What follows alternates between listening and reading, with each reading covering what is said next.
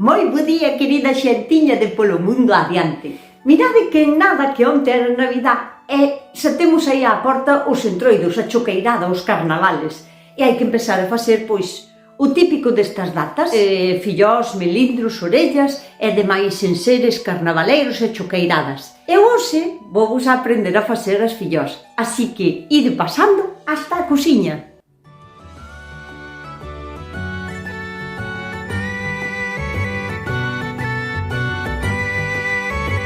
Aínda que hai miles de xeitos de facer as filloas, desde as máis básicas que se poden facer incluso solo con ovos, agua e fariña, eu vou vos a aprender a facer as que se fixeron na miña casa de toda a vida. Moitos dos ingredientes que vos vou a dar pódense cambiar por outros. Por exemplo, a fariña non ten por que ser de trigo, pode ser unha fariña que podades tomar se tendes problemas, por exemplo, co gluten. A miña receta vai levar a metade de agua e a metade de leite, pero podedelo cambiar tamén, ser solo agua, ser solo leite, e incluso direivos que antiguamente o que se usaba era a agua de cocer o caldo, o sea, cando se botaban todas as carnes na tarteira, antes de botarlle as lentellas, o chourizo ou a verdura, esa agua gardábase unha pouquiña para facer as filloas. En este caso, se tivésemos agua do caldo, aforraríamonos o botarlle o aceite, porque eu voulle botar aceite. Por eso, se usamos a agua do caldo, non lle vamos a botar o sal hasta que probemos a primeira filloa. E, por suposto, tamén, que é bastante típico aquí na nosa terriña, de facer a matanza do porco máis ou menos por estas fechas. Entón, nese caso tamén se pode gardar o sangre do porco para facer as filloas de sangre, que vos las facerei en breve. Pero eu non teño nin filloeiro, nin teño como facelas no lume, vounas a facer na vitrocerámica e en sarténs. Pero hai unha cousa que vos quería explicar que hai que usar para facer as filloas, chamase o bispeiro.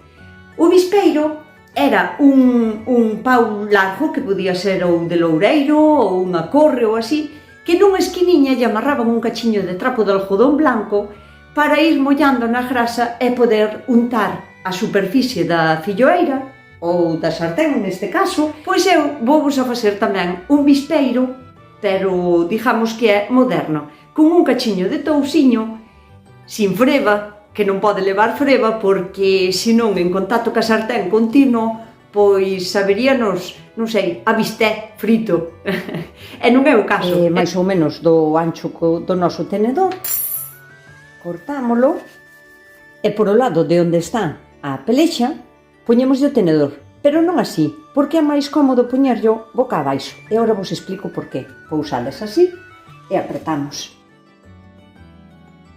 Tende en conta que se é un cacho de touciño que está salado, hai que limpar moi ben o sal, ou incluso lavalo un pouquiño e despois secalo con un cacho de papel ou así, non pode ter agua. Vai vos a durar moitísimas filloas, o sea, podese gardar así dunha receta para outra.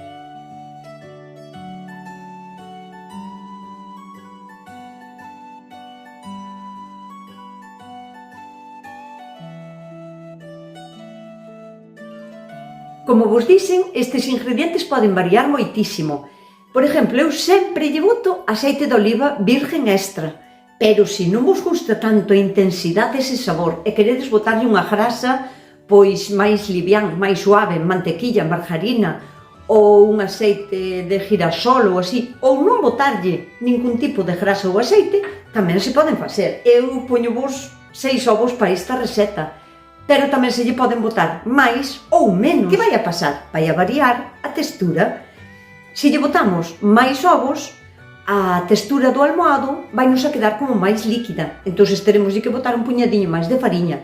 E se lle botamos, pois, menos ovos, igual nos queda moi espesa e tampouco, entón botámoslle un pouquiño máis de leite ou de agua. O truco das filloas reside na consistencia do almohado, que ten que ter aquela consistencia. E vai nolo ir indicando as primeiras filloas que imos facendo, as da proba, as que hai que comer para probar a ver se van salindo ben.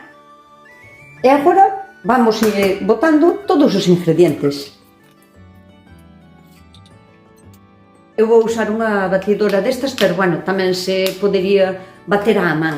Si en vez de filloas saladas queredes filloas dulces, botadelle igual un pouquiño sal, e neste momento, pois, botadeslle o que lle queirades botar, azúcar, ou hai quen lle bota mel, ou anís, ou rascadura de limón, tamén podedeslle botar o que queirades. Agora, xa, antes de bater.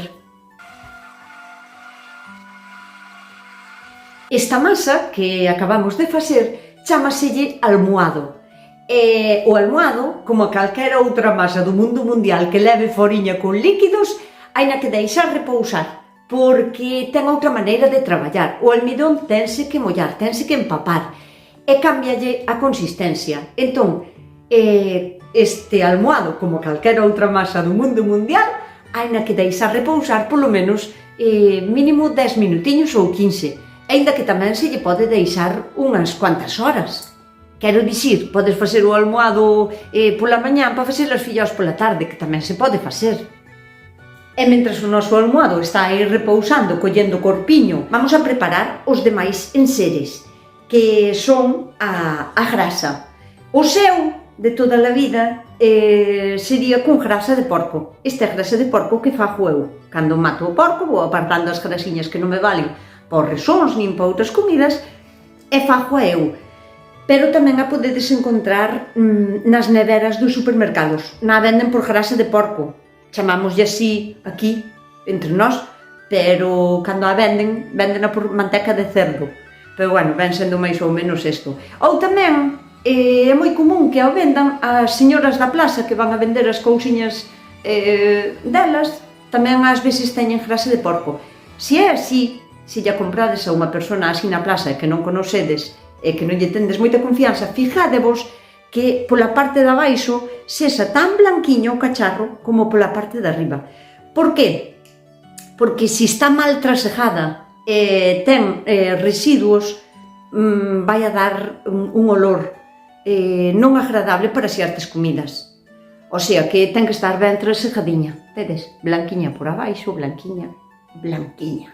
Que se non queredes usar grasa tamén podedes botar un pouquiño de aceite, ou se tendes uns filloeiros perfectos que teñan moitísimo calor e que aguanten ben, xa casi non vos fai falta nin grasa tampouco, Botamos a grasa así nun cacharro á parte, porque así, ao andar agora a facer as fillós, esta grasa vais a derreter, e entonces despois podese gardar así na nevera e incluso así co bispeiro gardado. E xa vamos a poñer a templar as filloeiras ou a sartén ou o que sexa no que vayades a facer. A ver, as filloeiras son máis prácticas porque como teñen unha beiriña moi cortiña, é como máis fácil de darlle a volta, pero nunha sartén normal tamén vale. O importante é que teñen que estar moi quentes. As filloas, para que non nos queden duras, teñense que facer rapidísimo. O sea, cando caen na sartén, xa casi, contar uns segundos e xa que este a xapa lle dá a volta. Porque ese é o que vai a facer que nos queden despois blandiñas. E xa inmediatamente vou a dar xa outra volta ao almohado.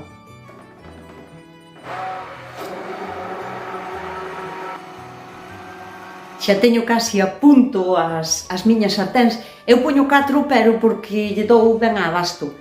Pero si mentres non collas práctico así, pos unha e despois xa verás que podes poñer todas as que queiras que dá tempo de abondo. As filloas teñen que ser moi delgadiñas. Teñense que facer moi rápido e seren delgadiñas. Se non che salen moi delgadiñas, pode ser por dous motivos. Unha, que a sartén filloeira non estea o suficientemente quente. Entón, agardas un pouquiño e esperas a que se quente máis. E a segunda é que o almohado estea un pouquiño espeso. Entón, se vas probando, botaslle un pouquichiño máis de ajo ou de leite e valo poñendo como un pouquiño máis líquida. Pero ten que correr pola sartén moi ben. O hornillo que teñades non debería de ser máis pequeno que a sartén, para que o lume chegue perfectamente e quente ben a sartén por todos os lados. Despois outra cousa, eu sempre lle dou a volta cunha espátula, porque, a ver, podese dar tamén cas mans ou ca sartén. Vai ser así, daslle así e dá moi ben a volta. Pero eu non vos lo recomendo se tendes vitrocerámica, porque se andamos levantando a filloeira sartén, vainos a perder temperatura. Eso non o queremos. Queremos que manteña a temperatura constante o máximo posible para facer as fillós rápido, finiñas e que nos salan ben. Entonces, mellor é que collades a práctica dunha espátula, si tendes vitrocerámica. Si é en lume de verdad, con leña ou con butano ou así, pois este paso non lle fagades moito caso. Cada unha pode facer o que lle dé a gana.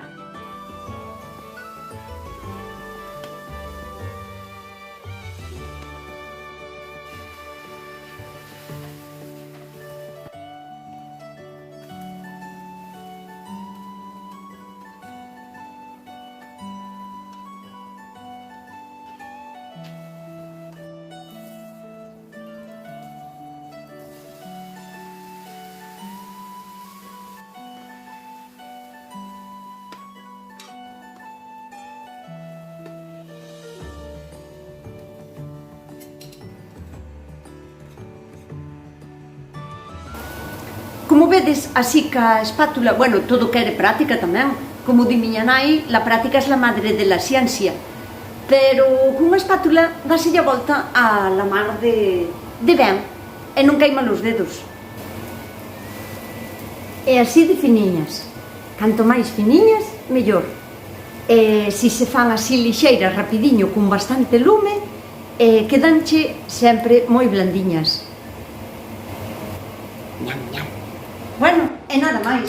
Eu quedo aquí facendo as últimas fillós, que xa me queda pouquiño, xa vou a acabar. Que pasedes unha boa carnavalada. Si vos quedou algunha duda, por favor, dixídema en comentarios. Suscribídevos ao canal, que agora xa que chegamos a 4.000, a ver se chegamos a 40.000 tamén, así de rápido. E nada máis. Coidádevos, portádevos ben, sede felices e pasade ao pipa neste entroido.